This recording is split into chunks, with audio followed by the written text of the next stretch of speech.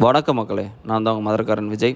இன்றைக்கி எங்கே வந்திருக்கோம் அப்படின்னு சொல்லி கேட்டிங்கன்னா, திருப்பட்டூர் பிரம்மபுரீஸ்வரர் கோயிலுக்கு தான் வந்திருக்கோம்.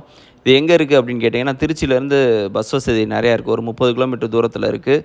காலையில் 7 to 12 வரைக்கும், திருப்பி மத்தியானம் 4 to 8 மணி வரைக்கும் நட திறந்திருக்கும். இந்த பிரம்மபுரீஸ்வரர் கோவிலுக்கு ஒருவர் வந்தாலே அவருக்கு அனைத்து நன்மைகளும் ஏற்பட தொடங்கும். இங்கு முதலில் பிரம்மா, இரண்டாவதாக விஷ்ணு, மூன்றாவதாக சிவன் என்கிற முறையில் வணங்குகிறார்கள். பிரம்மனுக்கு சிலை மற்றும் வழிபாடு இருக்கும் கோவில்களில் இதுவும் ஒன்று. வியாழக்கிழமைகளில் பிரம்மன் மஞ்சளால் அலங்காரம் செய்யப்படுகிறார். நவகிரகங்களில் குரு பகவான் பிரம்மதேவனின் மற்றொரு அவதாரமாக கருதப்படுகிறார். இங்கு வந்து வழிபாடு செய்பவர்களில் பாவம் செய்பவர்களின் தன்மையை பொறுத்து அவர்களுக்கு பிரம்மதேவன் அருள் புரிகிறார்கள். இங்கு வேண்டும் கர்ப்பிணிகளுக்கு சுகப்பிரசவங்களும் ஏற்படுகின்றன. குழந்தை பேர் இல்லாதவர்களுக்கு குழந்தைகள் பிறக்கின்றன. கல்வியில் பின்தங்கும் மாணவர்கள் இங்கு வழிபட்ட பின்பு கல்வியில் சிறக்கிறார்கள். வீண் செலவினங்கள் ஏற்படுவது குறைகிறது. அதே நேரத்தில் தீய நோக்கங்களை கொண்டு மனதில் வேண்டுபவர்களுக்கு எதிர்மறையான பலன் ஏற்படும் என கூறப்படுகிறது.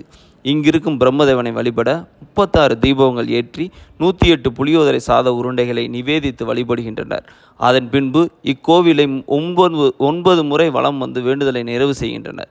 இக்கோவிலில் இருக்கும் பிரம்மன் வழிபட்ட 12 லிங்கங்களை வழிபடுவதால் 12 ஜோதிர் லிங்கத்தை வழிபட்ட பலனை ஒருவர் பெறுகிறார். இந்த கோவிலில் இருக்கும் நந்தியை நம் கைகளால் தொடும்போது நிஜமான ஒரு காளையை தொடுவது போன்ற ஒரு உணர்வை தருவதாக கூறுகிறார்கள் பக்தர்கள்.